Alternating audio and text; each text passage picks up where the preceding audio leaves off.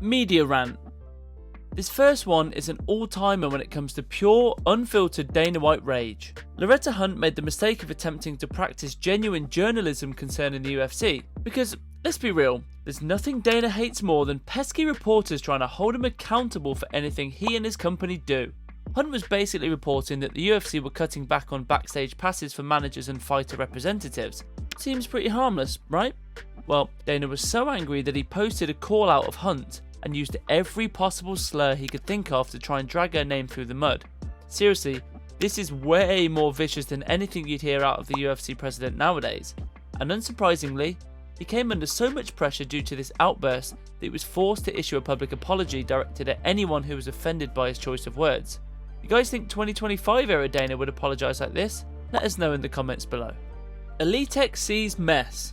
The era that saw EliteXC emerge as a competitor to the UFC might seem like a distant memory now, but for those of you who were around to see Kimbo Slice's career-altering loss to Seth Petruzelli, it was a time that showed Dana White at his finest. Slice was forced to accept a short-notice replacement opponent in Petruzelli due to Ken Shamrock pulling out at the very last minute, and as the story goes, EliteXC officials seemed to tell Petruzelli that they'd make it worth his while if he didn't try to take Kimbo down.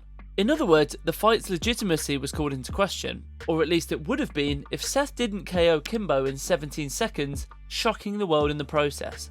When Dana heard about how his competitors had tried to influence the fight, he decided to go on one of those legendary rants of his, taking the EliteXC brass to task over their illegal operations. These guys want to come in, take a piece of the pie, and in it, they don't give a f***, they destroy the whole sport. The whole thing is vintage work from the UFC president, and sure enough, EliteXC's momentum was totally destroyed by this failure, and it wouldn't be long until their company sunk entirely.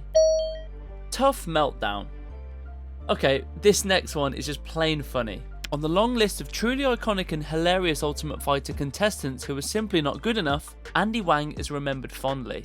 This guy's my favourite. He had a habit of saying the wrong thing every time he opened his mouth. And by the end of his run on the show, he basically turned both coaches and the UFC brass against him, all while embarrassing himself on national TV.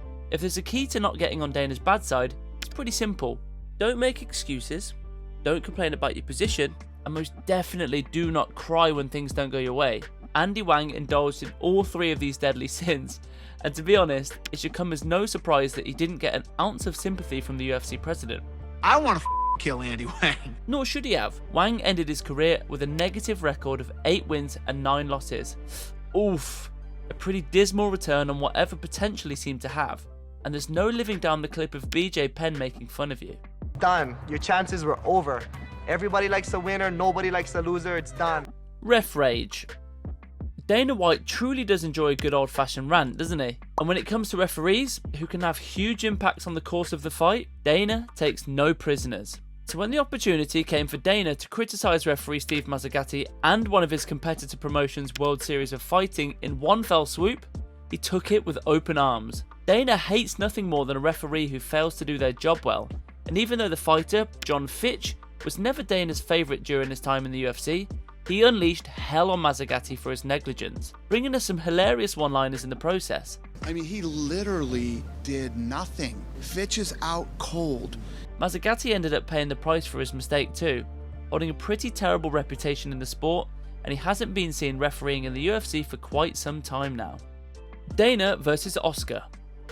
Dana White is always going to be tough on his fellow promoters, and given that boxing is a direct competitor to the UFC that can actually match them, he's never been one to shy away from taking some of the biggest names in the sport head on. But to say that Dana has a soft spot for hating on Oscar De La Hoya would be an understatement.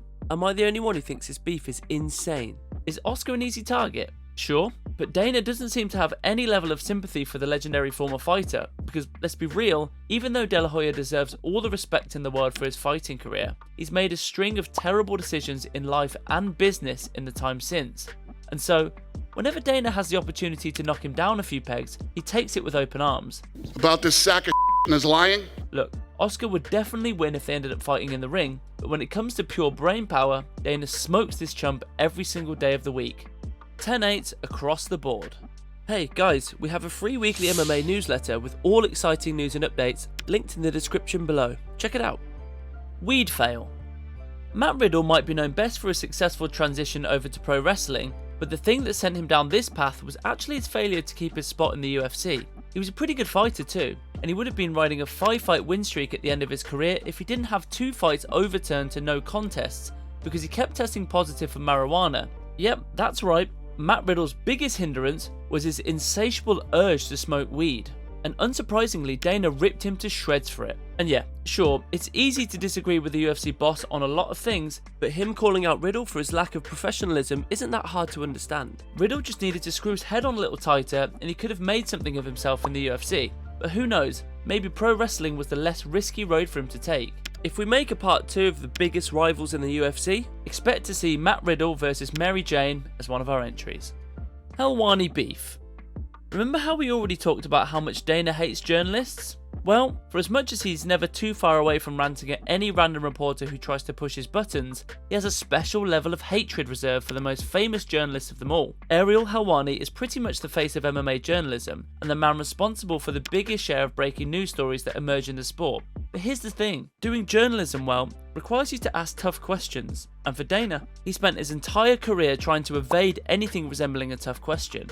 So, what does he do? Well, when Uncle Dana gets backed into a corner, he resorts to either pretending he didn't hear the question so he can think about his answer, or he'll go on the offensive. We're not going to sugarcoat it, Dana's a bully, and for him, picking on Ariel Helwani has always come easy for him. You want to antagonize him, you want to aggravate him and get him pissed off. That absolutely not. Yamasaki fail. If you thought Dana hated Steve Mazzagatti, well, you need to see him talk about his arch nemesis in the referee trade, Mario Yamasaki. Because his reaction to Yamasaki's insane refereeing performance in the flyweight clash between Valentina Shevchenko and Priscilla Cotiera ended up bringing out the very worst in the UFC president. So what happened exactly? Well, Yamasaki decided not to stop one of the most one-sided beatdowns in UFC history. As Shevchenko eventually pummeled her way to a win, he came out post-fight and explained how he wanted to give Priscilla the chance to be a warrior. If you're wondering which part of the referee's handbook covers being a warrior, let me just check. None of them. This was one of the most controversial officiating performances of all time, and yet again, it gave Dana fuel to go in for the kill on the veteran ref. And boy, did he not waste the opportunity. And White was true to his word. Yamasaki was phased out of the UFC by the State Athletic Commission, and overall, his reputation never fully recovered. Shamrock erased. Mess with Dana enough, and he'll ensure that your name is slowly scrubbed from the history books. And for Frank Shamrock, brother to Ken Shamrock and pretty clearly the better fighter of the two, his problems with Dana saw him become one of the lost stars of a crucial era in the sport's growth. Frank Shamrock wasn't just the first ever light heavyweight champion in the UFC, he also defended that title 4 times, TKOing a young Tito Ortiz in his final defense, which just so happened to be the 1999 Fight of the Year. He even went on to win the first ever WEC 205-pound belt, but here's the thing, he was mortal enemy to Dana White too, and the pair's bickering in the media was constant. Dana always tried to paint Shamrock as a total weirdo who should not be trusted, while Shamrock saw Dana as a megalomaniac. It's wild how underrated this guy's career was. 5-0 in title fights, all finishes, with no spot in the UFC Hall of Fame to show for it. The lesson? Cross Dana at your own peril. Floyd roast. No, this entry isn't about Dana White getting angry at Floyd Mayweather for a Sunday dinner, but yes, that would be absolutely amazing.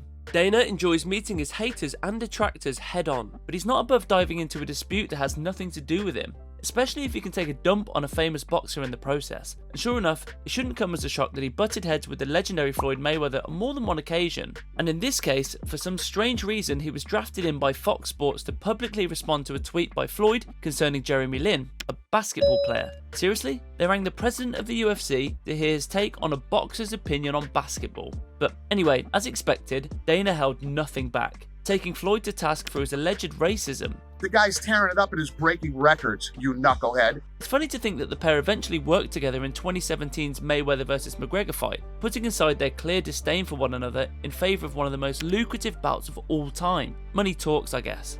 But what about you guys? Yes, you right there. What's your favourite Dana White moment of all time? Angry or not? Drop it in the comment section below for me to read, and don't forget to smash that like button if you're enjoying these videos. Ta-ta!